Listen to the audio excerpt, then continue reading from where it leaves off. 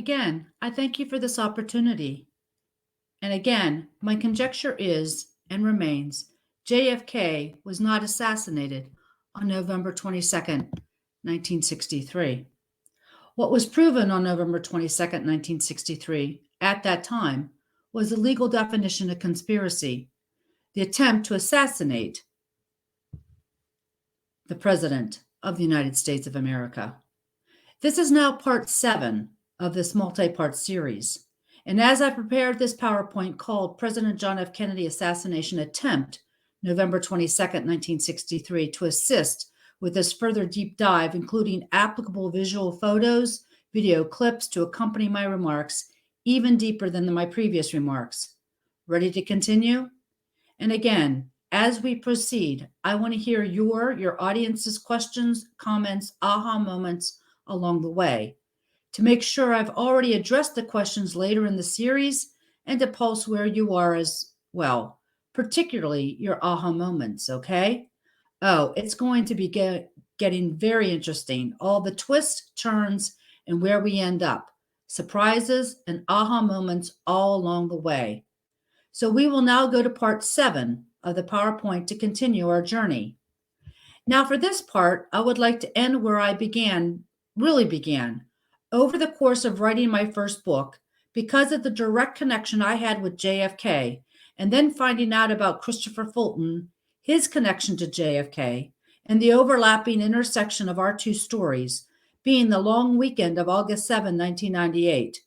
August 7, 1998, being the most horrific day in my life in regards to the East Africa Embassy bombings, and August 9, 1998, being the date of Christopher Fulton's arrest. I started doing deeper reflection on all my past experiences, who, what, where, when, why, to include this JFK association, even though I was not even born at the time, but obviously there was a direct linkage, connection I was not aware. Never being a JFK assassination conspiracist, there were always 2 points that stuck with me as being odd. Oswald's black sweater, which we've now addressed previously, and I'm more at ease with, and that being Oswald was never assassinated, and the black sweater was needed to cover the lack of blood when shot, putting shot in quotes. The second point bothered me so much that I publicly and openly mentioned and referenced it even in my very first live podcast interview on Friday, March 12th, 2021. And that was this: why did Jackie keep her bloody pink Chanel suit on? I know a lot of people say because she wanted everybody to see what they did to her husband. And I get that. But as I stated at the time, and to this day, I would offer to you, it was to maintain chain of custody so that nobody could take the Chanel suit away from her, to tamper with it, so that they could test the blood, putting blood now in quotes, especially since the casket information is now out, particularly since my public on-the-record conjecture as well that JFK was not assassinated, and which we now also addressed previously, and I'm now more certain than ever before regarding the usage of the Hollywood squib effect, and the blood in quotes involved may have been animal's blood, ketchup even, and that JFK was not assassinated. Though I initially thought it was JFK's body double that was killed in the limo, not JFK, and then with all this coming to light that it was possibly a JFK stuntman, not JFK, that was in the limo that pulled the Hollywood squib. But the more I assessed the situation, and if I were JFK in his shoes, knew what he was attempting to do, the objective of the mission, if you will, I am now of the opinion that it indeed was the real JFK in the limo that pulled the Hollywood squib because of the very small, limited, tight-knit JFK inner circle that knew what was really at play, involved, occurring to prove legal definition of a conspiracy to catch and to finally catch their target in the act, given the immense national security matter, the implications involved. I went through a similar thought process regarding Jackie and whether or not she was the one actually in the limo. First thinking a body double, and now with more consideration, I am now of the opinion that it was indeed Jackie in the limo, but with this additional context. Though I've remarked on this previously, it's in regards to this Netflix series, The Crown.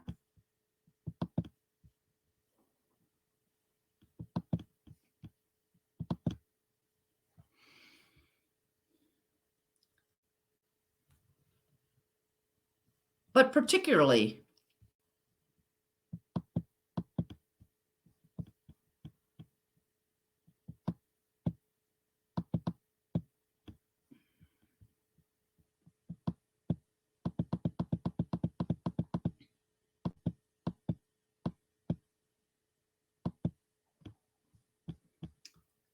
particularly and specifically season 2, episode 8.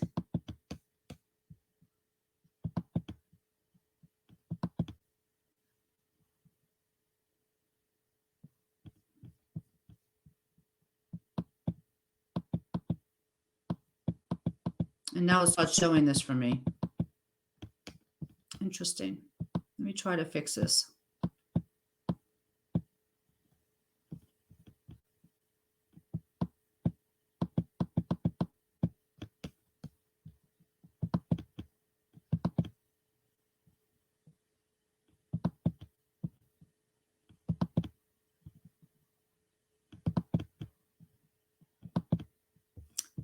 Let's try this again. I had it prepared. It's amazing how the things that I have pre-done change when I go to show them to you guys. Though I've remarked on this previously, it's in regard to the Netflix series, The Crown, but particularly, specifically, season 2, episode 8, called Dear Mrs. Kennedy. I want to share again. Let's focus on Jackie, but through this lens. So have you ever watched Netflix, The Crown? In particular, the season 2, episode 8, called Dear Mrs. Kennedy. The original release date was dated December 8th, 2017. If so, what did you think? And again, if no, I highly recommend it. Again, I don't know for sure if what all was depicted is accurate or not, but this I find quite curiously coincidental. The JFK video, JFK Truth and the Mob, CIA and the 8 Paid Assassins YouTube video with a British producer, publication date is May 11, 2017. And this Netflix, The Crown, particularly and specifically season 2, episode 8, called Dear Mrs. Kennedy, again, was originally released less than 7 months later on December 8th, 2017. And watching this episode 8 of The Crown, provides some additional context and insight, very pertinent and relevant in so many ways. For example, were you aware that Queen Elizabeth decreed that the bell, Big Ben, in Westminster Abbey be rung as it had for late members of the royal family after the supposed assassination attempt? With that, I would like now to go back and show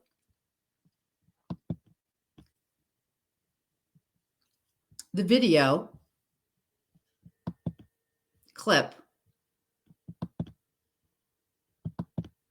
accordingly.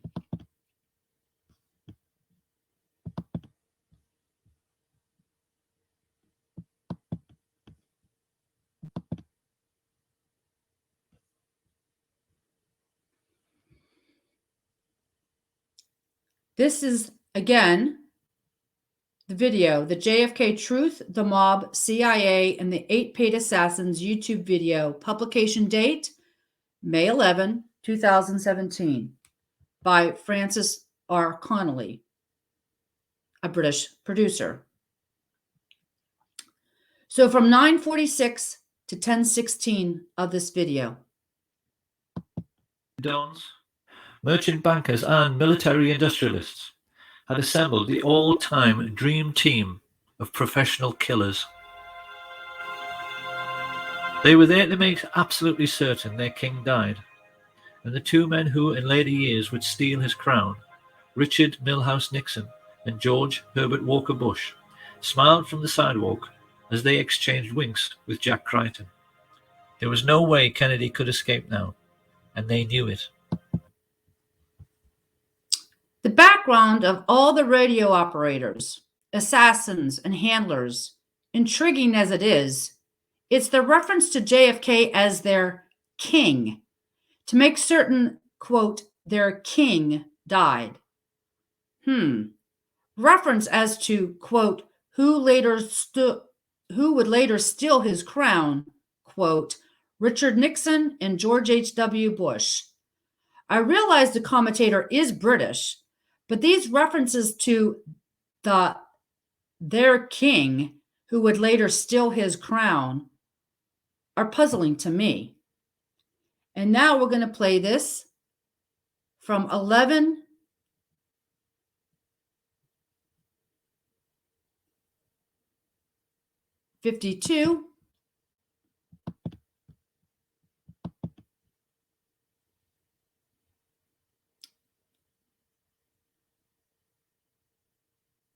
The home of the brave and the land of the free was about to discover that it wasn't what it thought it was.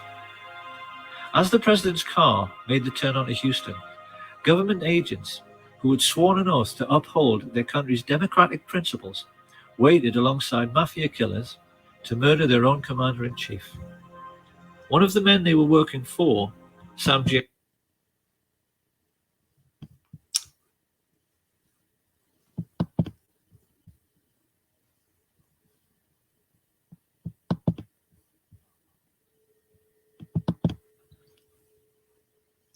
He then continues, the commentator, quote, America, the home of the brave and the land of the free, was about to discover that it wasn't what it thought it was.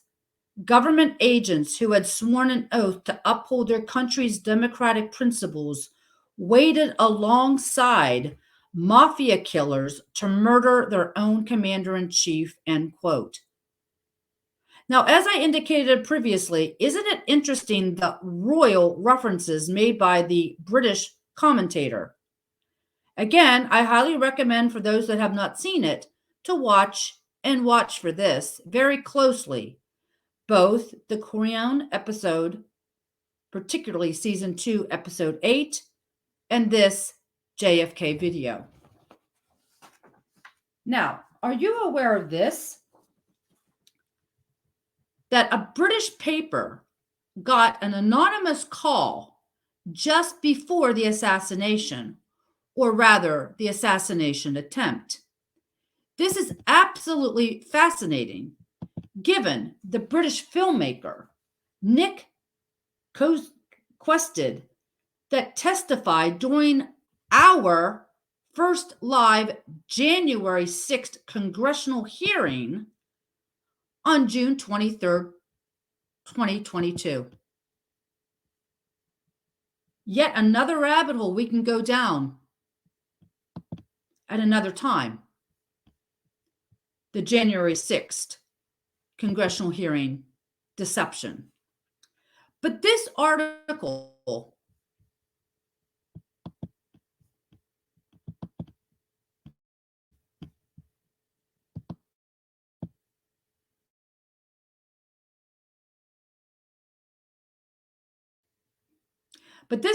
is from theguardian.com, posted on October 26, 2017, by the Guardian staff.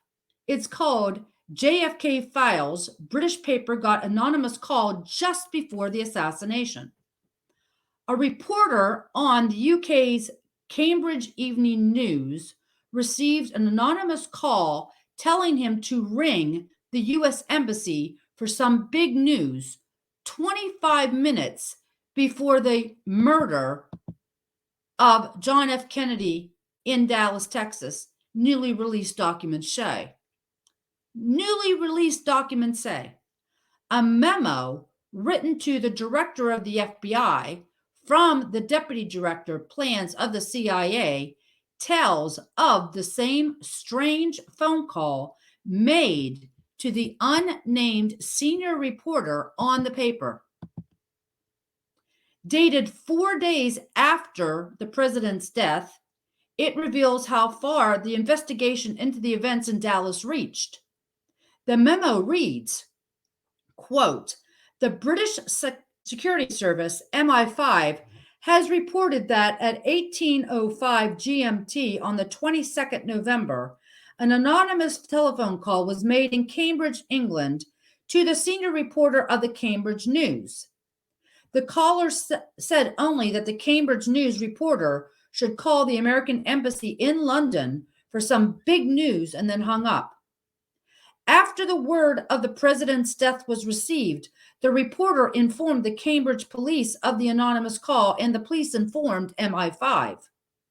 The important point is that the call was made according to MI5 calculations about 25 minutes before the president was shot. The Cambridge reporter had never received a call of this kind before, and MI5 stated that he is known to them as a sound and loyal person with no security record. The memo somewhat cryptically also states that, quote, "Similar anonymous phone calls of a strangely coincidental nature have been received by persons in the UK over the past year," end quote, particularly in the case of a Dr. Ward. You mean like Charlie Ward?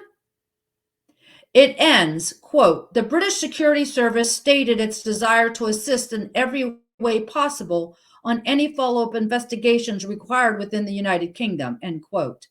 The memo is signed by Deputy Director James Angleton. On Friday, reporters at the Cambridge Evening News said they were sifting through its archives to try and find any reference to the call. Kennedy was assassinated as his motorcade passed through Dallas on November 22, 1963. Lee Harvey Oswald, a former U.S. Marine, was charged with his murder. Oswald himself was shot dead 2 days later by nightclub owner Jack Ruby. Now, were you aware of this?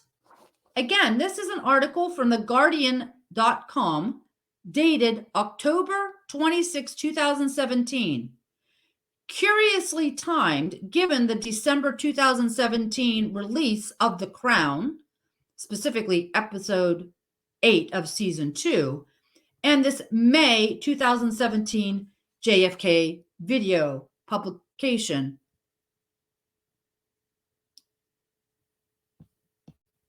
Of a British producer.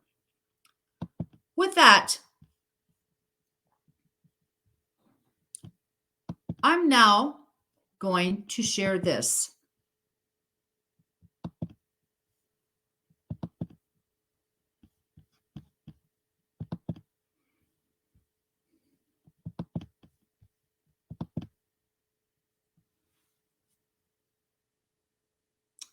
This is U.S. Secret Service Roy Kellerman's Wikipedia page, which I initially internet accessed on October 19, 2021.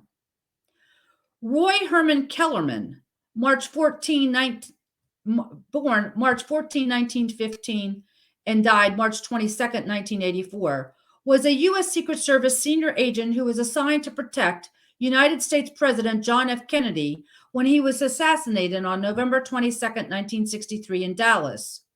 In his reports, later testimony, and interviews, Kellerman outlines in detail his role in the immediate aftermath of the assassination, controlling key evidence of the crime and guiding doctors during the official autopsy at Bethesda Naval Hospital. Kellerman, a New Baltimore, Michigan native, graduated from high school in 1933 and worked for the Dodge Division of Chrysler sporadically from 1935 until 1937, when he was sworn in as a trooper for the Michigan State Police. Kellerman joined the Secret Service in Detroit just before Christmas 1941, transferring temporarily to the White House detail in March of 1942 and permanently 1 month later. In 1965, Kellerman was promoted to Deputy Special Agent in Charge, replacing Floyd Boring. He retired from the Secret Service in 1968 as an assistant administrator. Kellerman died in St. Petersburg, Florida on March 22, 1984. Actions during assassination. As the Assistant Special Agent in charge of November 22, 1963, Shift Team Number 3, Kellerman was riding in the front passenger seat of the presidential limo. The driver was Secret Service Agent William Greer. Like all Secret Service agents assigned to protect the President of the United States, Kellerman was trained to use his own body as a shield, taking a bullet if necessary in the line of duty. Kellerman, along with Secret Service agents William Greer, Clint Hill, and Rufus Youngblood, provided testimony to the Warren Commission in Washington, D.C. on March 9, 1964. Kellerman testified, "I turned around to find out what happened when two additional shots rang out and the president slumped into Mrs. Kennedy's lap, and Governor Connolly fell to Mrs. Connolly's lap." He further testified to the Warren Commission that after he remembered hearing the first audible muzzle blast or mechanically suppressed fired bullet, shockwave, and the assassination then ended in a flurry of shells coming into the limousine that reminded him of a jet sonic boom sound quickness. The House Select Committee on Assassinations declared in 1979 that the Secret Service was deficient in performance of its duties at the time of the assassination, and that the President Kennedy did not receive adequate protection in Dallas. Regarding the conduct of Secret Service agent Roy Kellerman, the HSCA noted, "No actions were taken by the agent in the right front seat of the presidential limo, Roy Kellerman, to cover the president with his body, although it would have been consistent with Secret Service procedure for him to have done so. The primary function of the agent was to remain at all times in close proximity to the president in the event of such emergencies." Controller of evidence. Kellerman's reports and later testimony indicate that he was with the president without interruption from the motorcade's departure from Love Field through the entire autopsy and embalming and up until the president's remains were brought back to the White House. In photographs and footage of the casket being loaded aboard Air Force One at Love Field, and later upon its arrival at Andrews Air Force Base, Kellerman can be seen directing the movements of the president's casket. Kellerman maintained his composure immediately after Kennedy's assassination, managing events as they continued to develop. Kellerman testified that he played a role in the autopsy at Bethesda, including guiding the doctors toward specific conclusions regarding bullet locations. Kellerman also took personal custody of the x-rays and the photographic negatives at the conclusion of the autopsy and took them with him as he rode in the ambulance that transported the president's casket to the White House. When asked by the House Select Committee on Assassination staff why he wanted this material, he said, quote, "The point is, he was our man. Everything belonged in the White House," end quote. With Kellerman in charge of local events and with the assistance of Greer, the Secret Service maintained custody of the most important evidence of the crime, including the president's body, clothing, limousine, forensic tissues, and autopsy photographs and x-rays, returning everything to the White House before the sun rose on November 23, 1963. According to an interview given in 1981 after John Hinckley Jr.'s attempt to assassinate President Reagan in 1981, Kellerman did not believe there was a conspiracy to assassinate Kennedy. However, in 1994, Vanity Fair published an article by Anthony Summers and Robin Swan in which they quoted Kellerman's widow, June, as stating he, quote, accepted there was a conspiracy. Now, this page was last edited on 30 March 2021 at 7:53 UTC on the date that I accessed it. And again, now we're going to read this applicable Wikipedia page.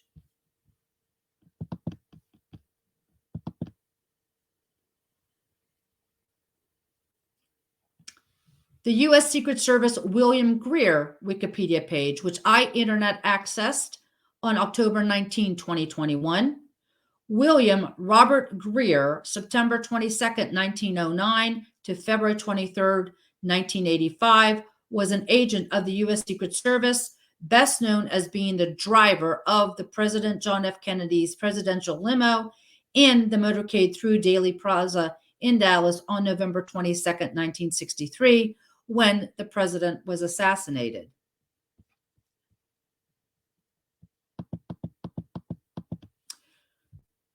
Greer was born on a farm in Stewartstown, County Tyrone, Ireland, and immigrated to the United States in 1929. He worked for over a decade as a chauffeur and servant to several wealthy families, including the Lodge family in Boston and a family in Dobbs Ferry, New York. During World War II, Greer enlisted in the U.S. Navy and was assigned to the presidential yacht in May of 1994. After his discharge in 1945, he joined the United States Secret Service on October 1 of that year. Greer's duties brought him into close contact with Kennedy, and he can be seen in several pictures with the Kennedy family. He chauffeured the president on many occasions, including in Dallas. As with all agents involved, there has been much speculation about and criticism of his actions on that day. Greer testified before the Warren Commission on March 9, 1964.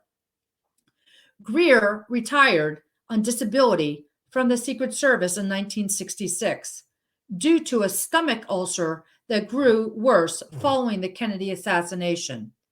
In 1973, he relocated to Waynesville, North Carolina, where he died of cancer. Secret Service procedures in place at the time did not allow Greer to take action without orders from Senior Agent Roy Kellerman, who sat to Greer's right. Kellerman has stated that he shouted, "Let's get out of line, we've been hit," but that Greer apparently turned to look at Kennedy before accelerating the car. No agents were disciplined for their performance during the shooting, but privately, Jackie Kennedy was bitterly critical of the agent's performance, Greer's in particular, comparing him to the Kennedy's children's nanny. Greer later apologized to her. This page that I internet accessed was indicated as last edited on 14 September 2021 at 5:40 UTC.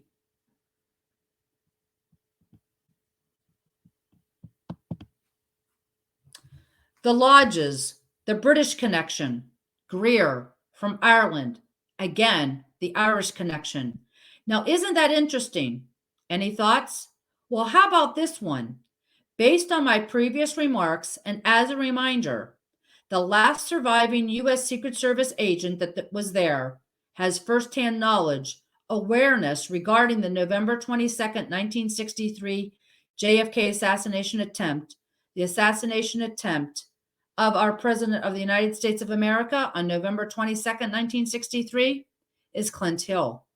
Clint Hill, U.S. Army counterintelligence, Clint Hill.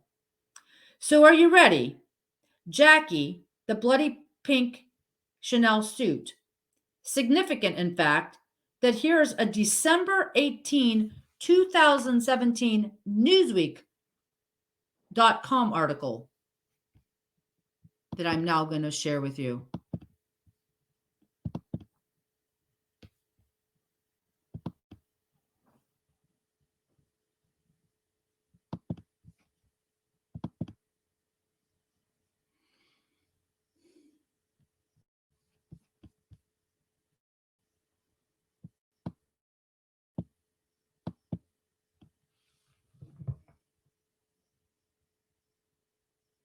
Again, this article only months after the Guardian.com article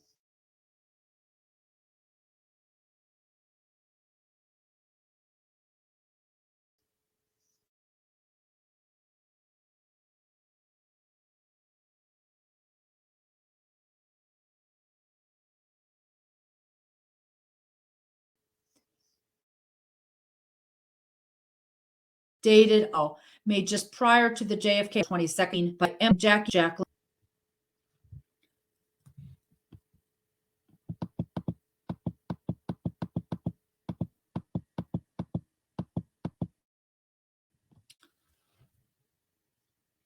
The Crown, Season 2, syncs up British history with American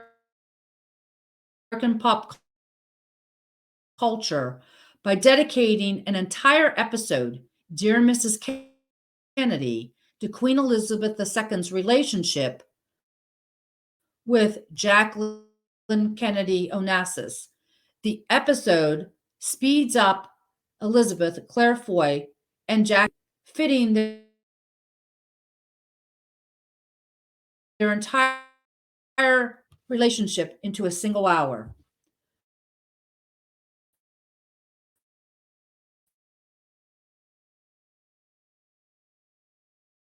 By the end of the episode, Jackie appears on television.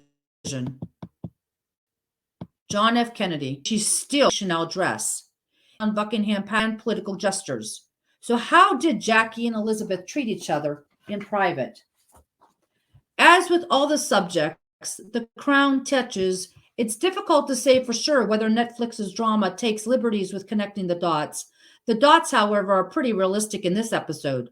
We don't know, for instance, if Jackie insulted Elizabeth at a bar because the First Lady was allegedly high on a cocktail of drugs.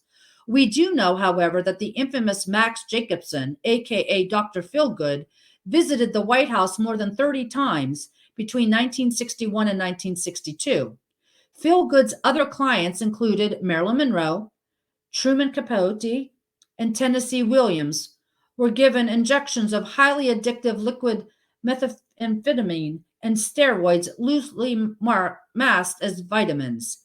It's not confirmed, though it's plausible that Jackie may have been under the good doctor's influence while visiting the Queen. That said, historians agree that the Queen resented Jackie before they even met. Despite being the same age as Elizabeth, Jackie was considered a style icon, not to mention almost a modern American queen in her own right.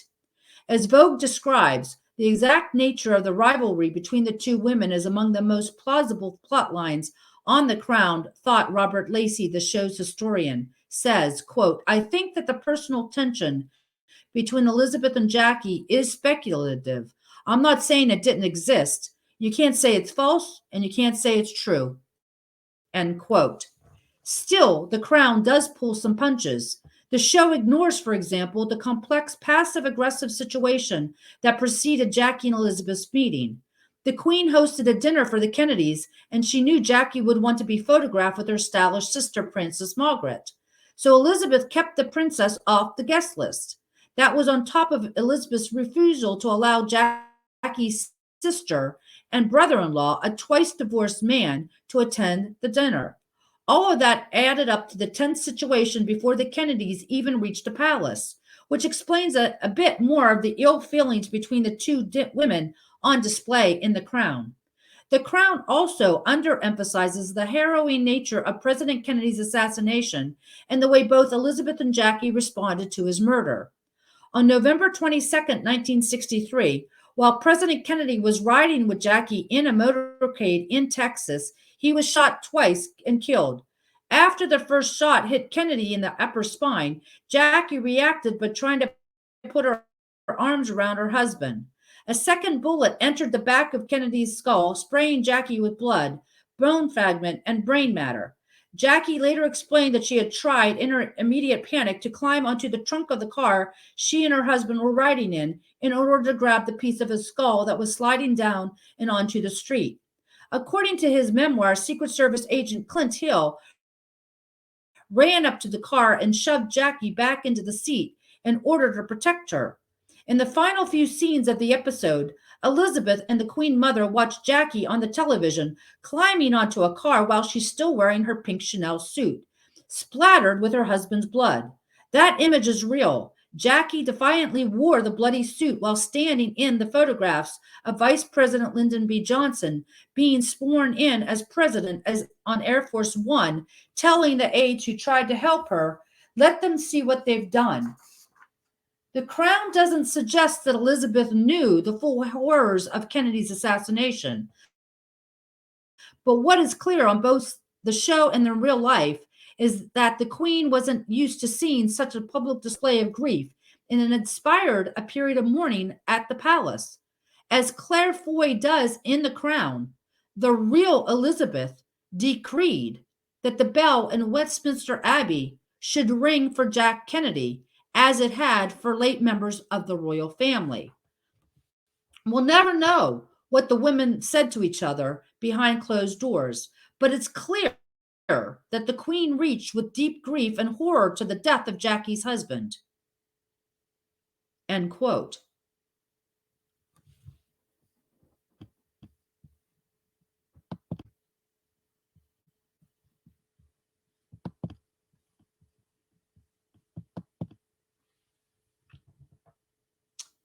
So what do you think?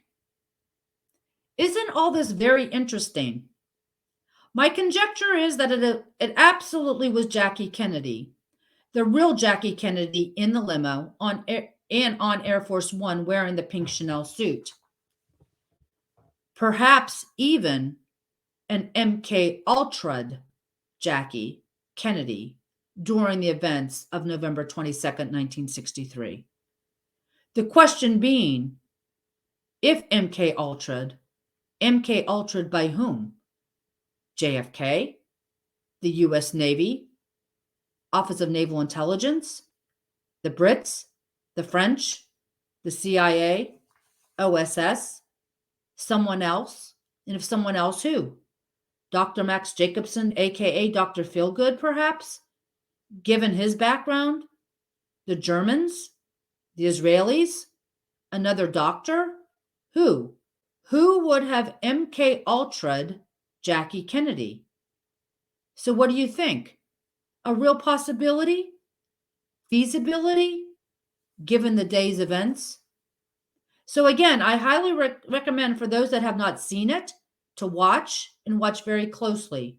Based on all my previous conjectures as to who the real chief coordinator, orchestrator was, further substantiated with what we just previously reported, including the supposed phone call made in the UK just prior to the assassination attempt, and now this next Netflix series, seems more and more is becoming clearer regarding the possibilities and feasibilities in finally addressing all those unanswered questions over decades now.